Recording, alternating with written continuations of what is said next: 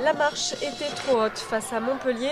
Les Nice Angels se sont inclinés 56-82.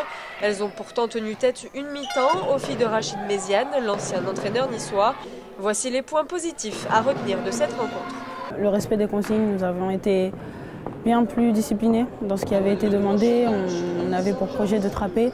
On a vu des bonnes choses avec nos intérieurs qui sortaient très fort sur les joueuses en face. Ça nous a permis, en tout cas en première mi-temps, de gagner quelques balles et d'être agressive et d'avoir un meilleur rythme qu'en deuxième mi-temps. Donc c'est quand même quelque chose sur lequel on doit s'appuyer, on doit garder et c'était assez positif. C'est vrai qu'en première mi-temps, en attaque, on a aussi bien joué. On a bien joué en équipe, ce qu'on a moins fait aussi en deuxième mi-temps. On s'est fait des passes, une passe, deux passes, trois passes. On a enchaîné nos systèmes et on voit que ça marche. Mais voilà, il faut bâtir sur une fois qu'on sait qu'on a une grosse défense. Ensuite, en attaque, on est en roue libre, quoi. Donc on sait qu'on court.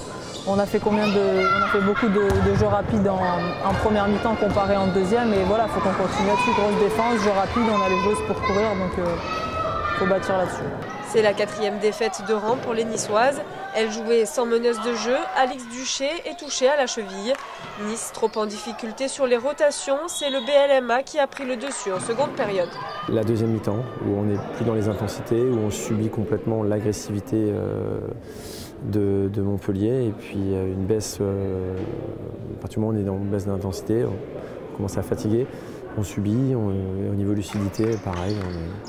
On baisse la tête et puis il y a un déluge de shoot à 3 points qui commence à tomber parce qu'on n'est plus efficace dans les rotations et on a un temps de retard où on se trompe et on se retrouve à 2 sur la même chose. Des choses comme ça, des erreurs, de manque de lucidité, voilà, mais qui reflètent un petit peu là, une gestion un peu particulière depuis quelques semaines sur des joueuses qui sont dans la douleur physiquement. C'est toujours très difficile d'enchaîner les défaites, c'est toujours difficile de voir un groupe qui quand même travaille. C'est toujours difficile de voir aussi des joueuses qui sont dans la douleur. Et donc à un moment donné, je ne suis pas médecin. Donc on gère, mais j'ai envie de dire, c'est rageant et frustrant. Donc aujourd'hui, c'est de se remettre sur pied, c'est de garder le moral, le mental, de continuer de travailler. Nice jouera les 8e de finale de la Coupe de France vendredi 4 décembre à Angers.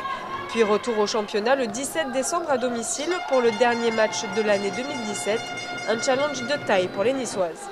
On reçoit le Hainaut qui est une équipe qui a une victoire de plus que nous, qu'on doit battre. Clairement, on doit les battre, on n'a pas le choix parce que déjà on a besoin de points. Et secondement, c'est une équipe contre qui on se battra en fin de saison, je pense, pour les playoffs et play-down. Donc là, on n'a vraiment plus le choix et il faut absolument les battre, le Hainaut.